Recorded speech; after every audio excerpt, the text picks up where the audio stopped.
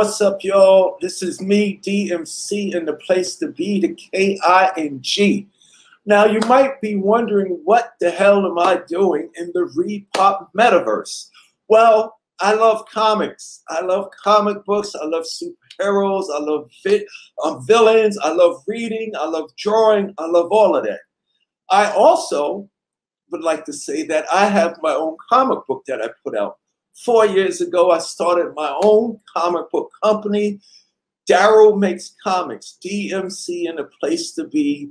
And I'm a real live superhero. But the reason why I am here today is I'm here to do the Repop metaverse from panel to screen. And the person, the hero, the character, the person that I love, that I want to talk about, is the one and only Steve Rogers. Steve Rogers, who the world, the universe, knows as the incredible, awesome, badass, flamboyant, marvelous, wonderful, just all-around great guy as Captain America.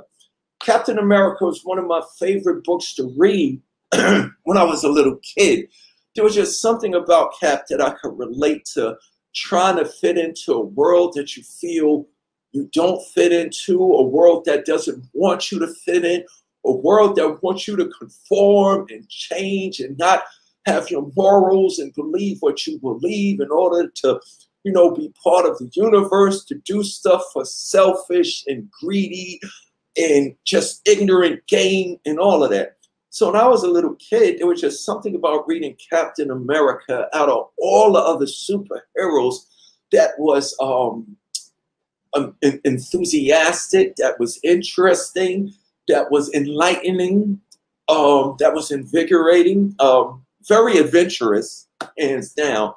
But the person, Steve Rogers, who became this Captain America, was just something that I really felt was needed, you know, back in the 70s when I was reading this book. And, you know, the whole thing, his relationship with the Falcon, even back then, was like amazing, because Captain America exposed me to what it was like in Harlem. Because as a little kid, I couldn't go see Shaft. I couldn't go see Superfly. But Captain America books, Stan Lee was brilliant because he showed me everything that everybody was getting from going to see these blaxploitation films.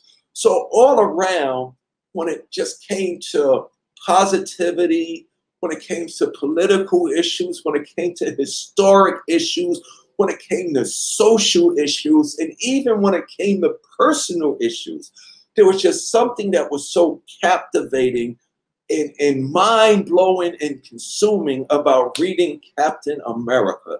So all around, it was one of my favorite books ever. It was such a favorite. Steve Rogers is such a favorite of mine that this is going to be a scene in a movie that I'm doing about my life. I loved Captain America so much as a little kid that my brother got mad at me. My older brother got mad at me. And he said, "You will never be like Steve Rogers because you can't have blonde hair." And when he told me that, something in me, true story, I ran to the kitchen and I got a butcher knife. And my mother had to hold me back because my brother wanted to disrespect me. So he tried to tell me because I was black, I could never be like Captain America. But I think Sam Wilson changed all of that recently. But from the panel to the screen, I loved what Marvel has done with Captain America on the screen. He's even more captivating and compelling and compassionate and interesting as a superhero. From Captain America, the first Avenger, they got everything right. His persona, his drive, his purpose, and also what I love, the adversity that he went through as a mere Steve Rogers trying to figure out and fit in, scrawny little person, not just physically, but there was just this aura about him that who he was so much bigger than this little man here.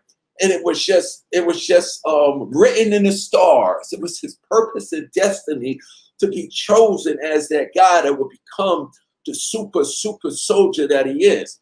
But I don't think that it was just his strength and his physical capabilities and abilities that was enhanced.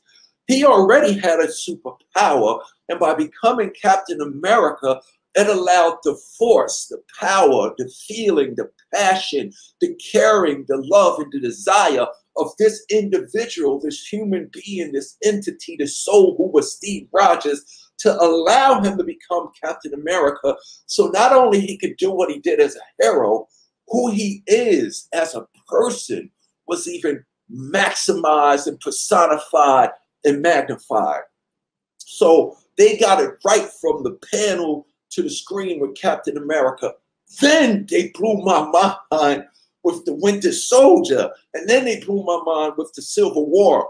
What you got to understand about Captain America, everything that he is as a person, as a soul, as a spirit, is not just his physical strength and not just what he knows.